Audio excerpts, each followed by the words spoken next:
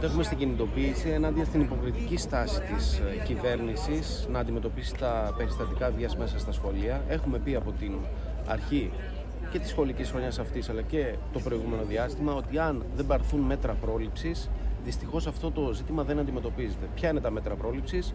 Το σύνολο των μέτρων που λέει και η εκπαιδευτική κοινότητα είναι σχολικοί ψυχολόγοι, παιδοψυχολόγοι, κοινωνική λειτουργία που θα αντιμετωπίσουν παίρνοντας μέτρα πρόληψης. Δεν γίνεται να έρχονται και να εντείνονται τα μέτρα καταστολής, η ποινικοποίηση των μαθητών, γιατί πραγματικά το πρόβλημα των γονιών δεν είναι αν εντοπίσουμε ένα ζήτημα και μπούμε στην ψηφιακή πλατφόρμα και το καταγγείλουμε. Το πρόβλημα είναι πραγματικά να αντιμετωπίσουμε το ζήτημα πριν πραγματοποιηθεί.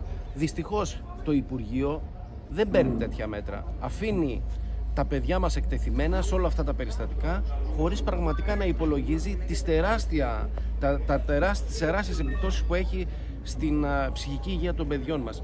Τα περιστατικά της βίας, αντί να λιγοστεύουν, πολλαπλασιάζονται, και αυτό γίνεται αποκλειστικά με ευθύνη του Υπουργείου και της κυβέρνησης.